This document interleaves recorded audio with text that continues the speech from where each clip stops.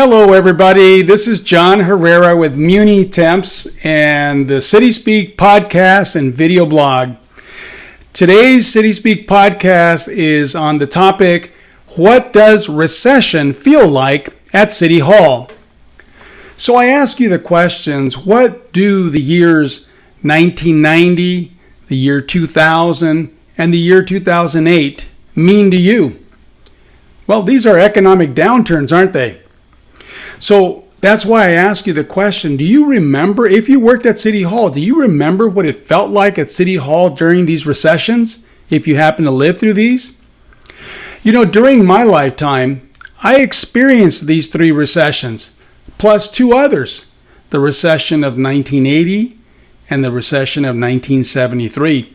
But these were prior to my working career in local government, which I began in 1990. So I ask a question for you, listeners. How many economic downturns have you lived through? How many did you experience while you were working at City Hall? Please feel free to share your experiences with me by commenting on the blog or the podcast.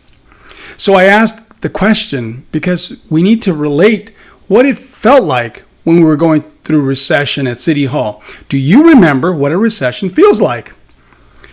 What a recession feels like to you or me depends. Depends on what? It depends on the severity of the economic downturn and the financial preparedness that we had through our parents, maybe through City Hall, or even ourselves. You know, when I was in my 20s and my 30s working at City Hall, I used to know a lot of city council members and city managers who had lived through the Great Depression of the 1930s. Now, most of these guys have since passed away. But you know, I learned a treasure trove of experiences that helped me to shape my conservative economic thinking and the need for fiscal preparedness. Please don't take offense, but if you grew up with a silver spoon in your mouth, your financial decisions later in life will reflect that thinking as you make decisions. If you grew up in an upper class environment, the economic recessions were really nothing more than an opportunity to become even more wealthy. Certainly that's been happening during the 2020 recession. But the opposite is true for those of us who grew up in poor or middle income environment. Of course, if you're working at City Hall, it's not likely that you came from a wealthy upper class family. But then again, this is not always the case. Regardless, the less pain that you feel during an economic recession, the less likely you are to worry about future recessions if you didn't feel that pain. Now, speaking of the older ones I worked with years ago, because of the great pain and sorrow that they felt and they experienced during the Great Depression, these older ones tended to make budget decisions which were more austere than those made by the younger ones. These older ones, their fiscal policies were more focused on financial preparedness, saving as much as possible for the rainy day fund, because they always felt that another economic depression could happen again. Now, most of us who today work at City Hall have likely lived through at least one economic downturn. That is why I ask you if you remember what that recession felt like when you were working at City Hall during that recession. Do you remember the sights and sounds and all the discussions that were making their way through the grapevine at City Hall during that last recession, specifically the Great Recession of the year 2008-2009? Do you remember the budget facts and figures and the political rhetoric surrounding the financial issues facing your city, and importantly, the layoffs forced by the recession? I personally still have vivid memories of what recession felt like at the City Hall I worked at during these three economic downturns in my career in local government. So what does recession mean to you? That's a question I have for you. If you're a long-term thinker, you have likely spent the greater part of your working life preparing for your financial future. Remember our previous City Speak podcast where we talked about how thinking long-term results in greater rewards? Yes, if you're a long-term thinker, at best, your goal is to achieve financial independence before you reach 55 years old. And at worst, your goal is to hold on to a stable job at City Hall while saving enough rainy day money to make it through the next recession should you lose your job or face an economic shock. I'm a CPA, and as a CPA, I have to remind you that your goal should be to save enough cash to sustain you and your family for 6 to 12 months. That means that you need $30,000 to $60,000 in the bank if you need $5,000 a month in cash to live. Of course, you need to keep in mind that there is also an unemployment check that you'll get that will cover part of your base monthly budget costs. And hopefully you don't need to touch your 457 or your 401k plan that should be saved for your retirement. Remember that Social Security is not as certain as your public employee pension. So keep adding to your deferred compensation plan whenever possible. Also, don't count too much on more economic stimulus relief from Uncle Sam. They've already printed more money than they can count in anybody's lifetime. Count on yourself and keep simplifying your cost of living to maximize your long-term plan, including funding your 6 to 12-month rainy day emergency reserve account. And remember, this economic recession won't last forever, but when we're in it, you'll be happier that you planned for it. So let's now talk about what recession means to your city or town. You've heard that City Hall is the last to feel the effects of the economic downturn, but it's also the last to recover from it. There's a saying that my Uncle Daniel always told to me. He said, "Cuando mires tu vecino rasurándose, pon tu barba a remojar," which loosely translated is, when you see your neighbor shaving, put your unshaven face in warm water. Yes, when we see our neighbors in the private sector doing layoffs, employees at City Hall should start preparing for the inevitable. The revenues at your City Hall will not totally dry up during an economic downturn, but find out how long your city's revenues, cash flows, can fall in a given quarter or fiscal year before it faces a liquidity financial crisis and job layoffs begin. Sales taxes and wholesale taxes make up the large percentage of your city's general fund budget. The business closures caused by coronavirus has hit this local tax revenue source hard, and it continues to do so in the foreseeable future.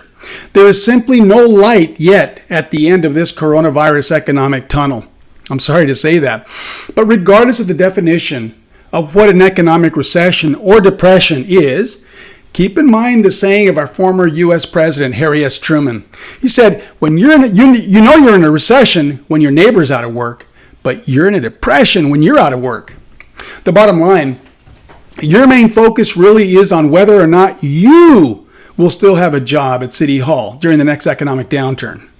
There's much we can do to plan for the next recession. And I guess I ask the question, are we in a recession now?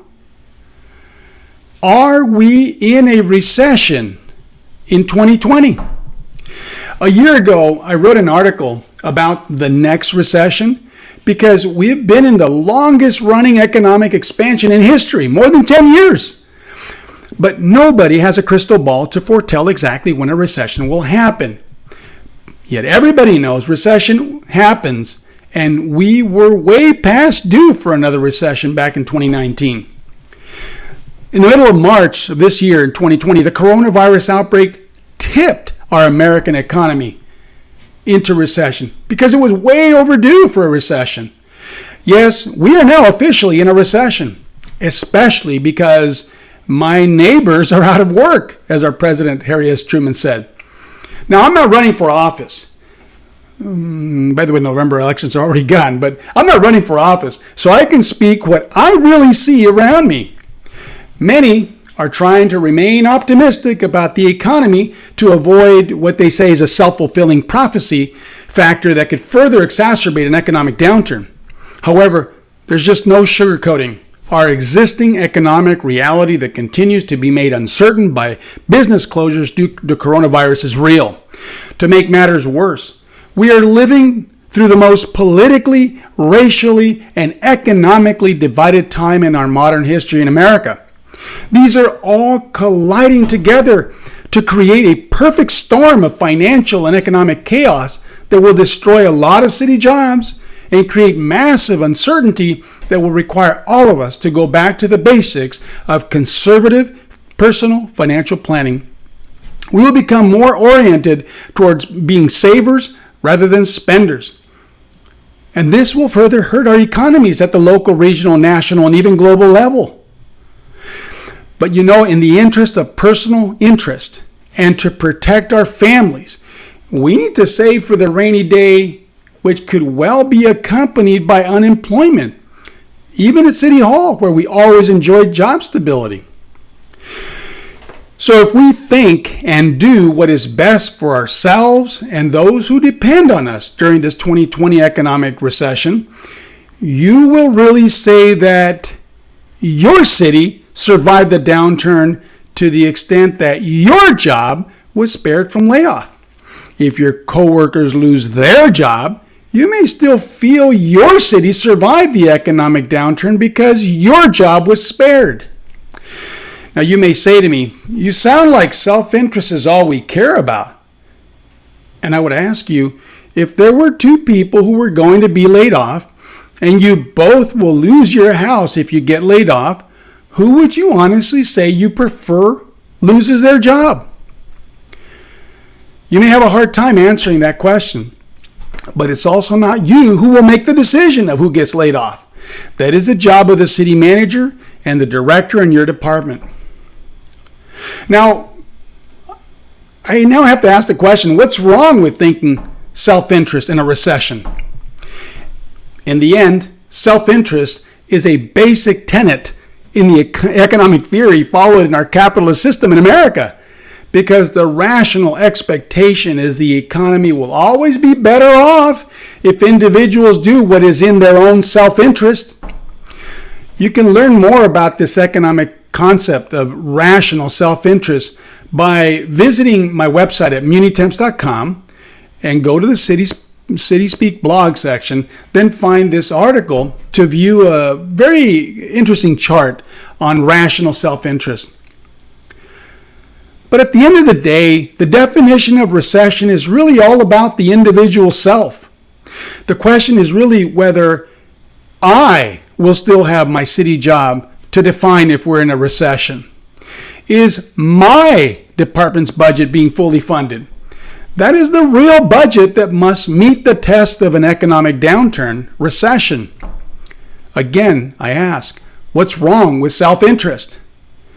As I said before, that's the foundational assumption in our modern economics, capitalism. Now, I'm not discussing the strengths and weaknesses about capitalism. I'm not doing that.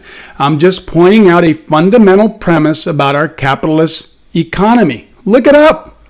Self-interest refers to actions that elicit the most personal benefit and results in the greatest good for our society, according to the smart economists who help shape fiscal and public policy at the federal government level. Have any of you heard of Adam Smith? Adam Smith, the father of modern economics, explained in 1776, 240 years ago, this is when America was founded, he explained that the best economic benefit for all people should be accomplished only when individuals act in their own self-interest. Do you believe this? Well, that is what we were taught in economics in college. That is also what is followed in our capitalist society in America. Uncle Sam has an annual federal budget deficit right now that exceeds $1 trillion a year. So he really should be cutting expenditures to balance his budget, right? That is the self-interest decision for self-preservation, right? But wait, Uncle Sam, for reasons of self-interest himself, has decided you should not feel too much pain from this 2020 economic downturn. So he has decided to overspend and run federal budget deficits never before seen in our country's 244-year history. There's a number of other reasons for that as well. But let's examine how Uncle Sam is able to do this overspending. And here's the point. Our national debt stands at $27.2 trillion. And this is growing by $1 million every 20 seconds. The national debt as of Monday, November 2nd, the year 2020 at 8:23 a.m. in the morning in Pacific Standard Time, it stood at $27.2 trillion. That $27.2 trillion debt grows by 1 million every 20 seconds and is growing exponentially by the second. You can watch this clock tick the national debt up into the stratosphere every 20 seconds. Again, go to munitemps.com, click on today's City Speak blog, and click on the national debt clock within the written blog for this article, for this blog. Do you remember our last City Speak podcast where we discussed compound interest? Keep that in mind as part of this discussion. But let me now move to a new discussion. Do you know what a balance sheet is? A balance sheet is a financial statement that shows the net worth of an individual, a business, or even any of the various levels of government. Let me briefly describe this balance sheet. The balance sheet lists the assets, liabilities, and equity, also known as net worth, of an entity. The assets section of the balance sheet is basically a list of anything you own. The liabilities section of the balance sheet is a list of all of the obligations, basically anything you owe. And the equity section of the balance sheet is what you have left over. Assets minus liabilities equals equity or net worth. When looking at a balance sheet, always make sure that nobody's cooking the books to make the numbers, the fund balance, look better than they are. Go to my City Speak blog where I discuss how important it is for the city manager to look at and understand their city's balance sheet. Again, munitemps.com, City Speak, find the article on the balance sheet and you'll read more about it. Now, every American family today owes $200,000 of this $27.2 trillion national debt. Did you know that? Every family in America who knows how to prepare a basic balance sheet should include $200,000 in the liability section of their balance sheet to determine their family's true financial position or net worth. Yes, this debt obligation that you and I have to pay back as part of the American people is enormous, or rather ginormous, as my children say. You don't believe me?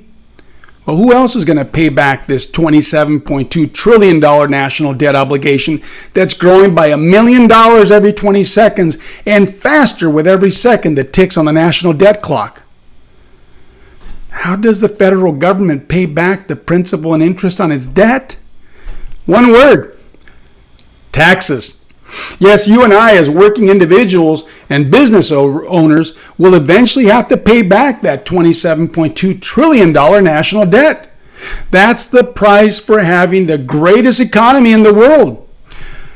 You know, whoever wins the White House, pray for them, as they will have to craft aggressive economic solutions to the greatest debt obligation the world has ever seen. And we all need to be a part of the solution, whether it is through our ideas that we put in the suggestion box of our congressman or through deductions in our paycheck in the form of tax withholdings. But life is not that easy. There is a huge, monstrous uncertainty facing us all as indirect holders of this $27.2 trillion debt obligation. Rising interest rates.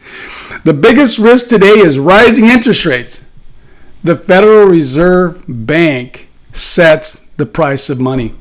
It surprises me that the Federal Reserve Bank is well aware of what happens when government tries to control any commodity in the markets.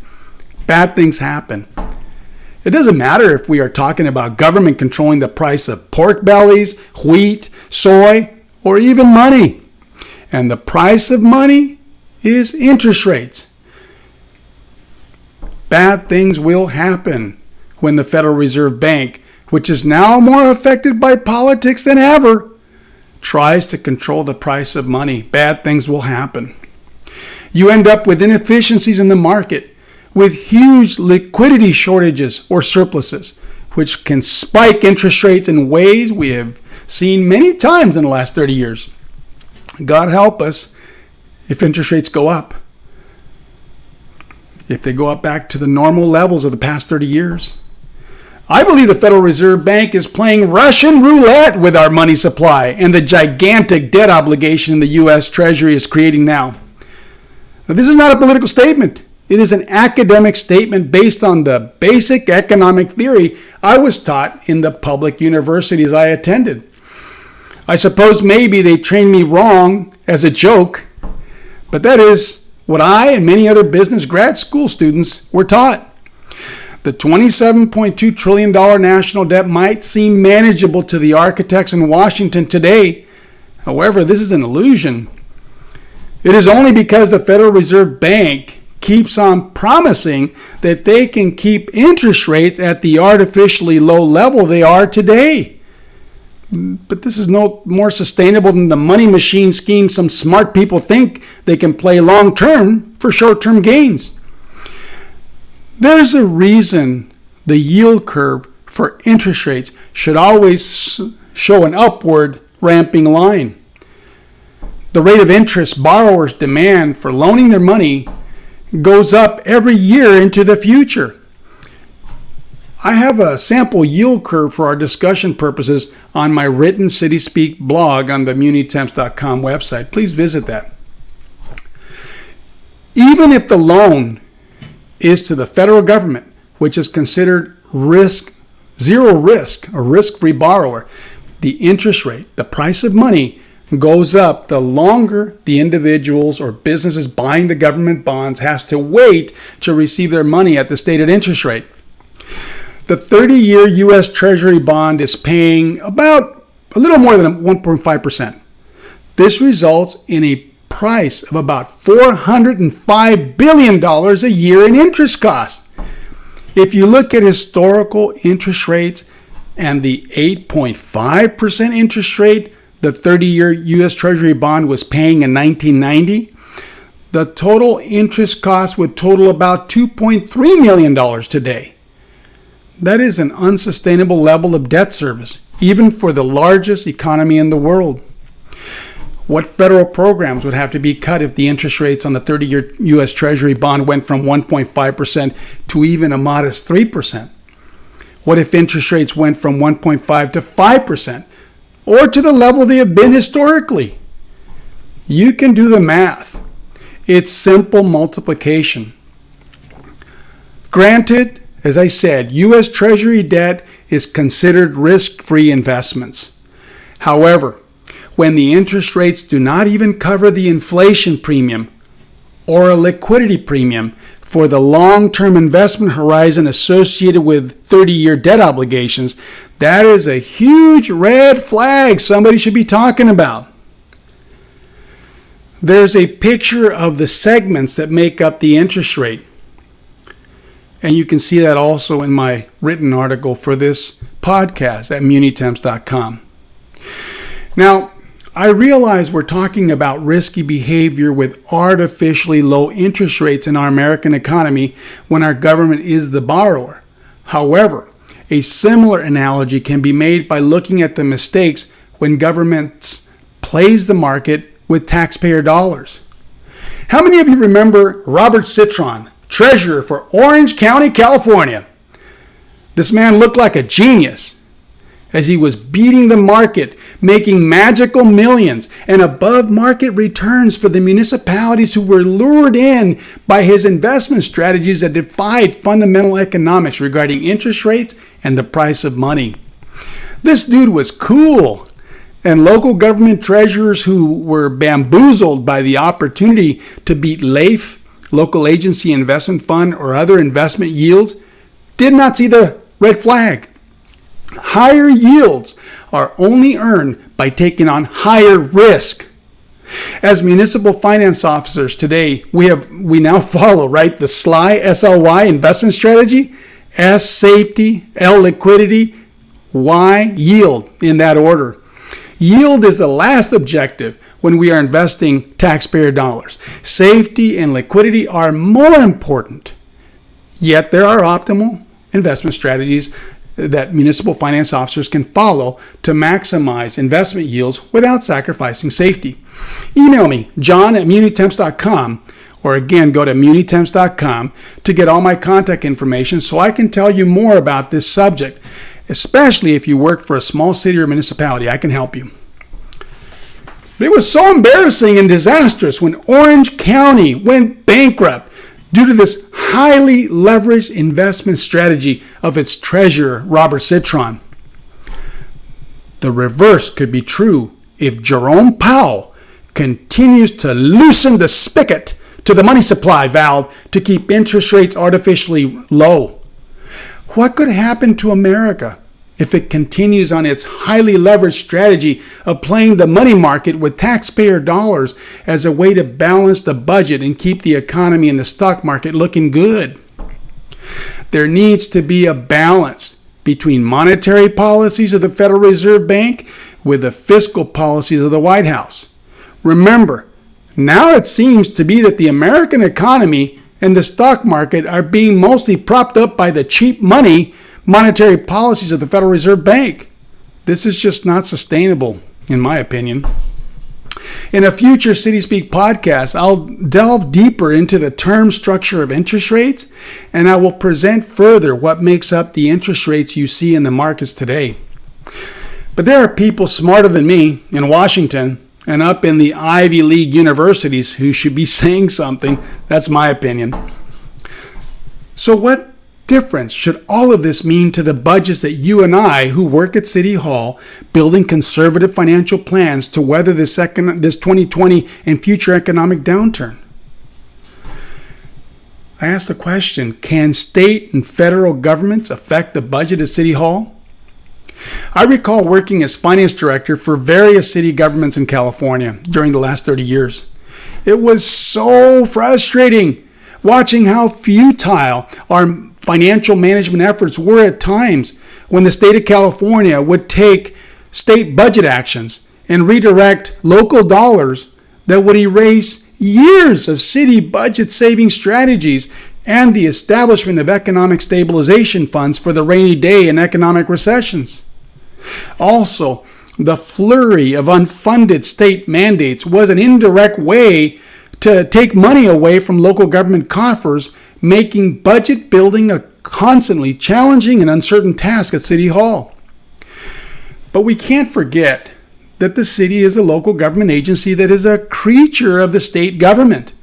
Our city organization exists only because the state allowed us to be created and formed as a municipal corporation. Therefore, the state can enact legislation that can supersede and override, or rather raid, local government coffers and the budget at City Hall. So our city organization is dependent on the state government. Yet the state is also dependent on the federal government. That is what I believe is known as the federalist system of government that we live in America. This is why I ask, can the state or federal governments hurt the budgets that we make at City Hall? The answer is yes, of course they can. Yet, although the actions of the federal and state government that we live in as a whole will impact our local government and our individual planning efforts, that is no reason to throw our hands up and stop thinking long term. We need to plan and factor in state and federal government actions in our city budget legislation as local government organizations. This is no different than planning for economic recessions or any other event that can and should be consistently planned for. Conservative budget practices that promote a theme of fiscal discipline should be followed, just like the prudent person theory should be followed when making investments with taxpayer dollars. Unfortunately, during times of economic uncertainty, austere or draconian measures are sometimes needed as a stopgap measure. Yet consistent long-term conservative financial planning needs to be continually advanced when talking money and the economy at City Hall.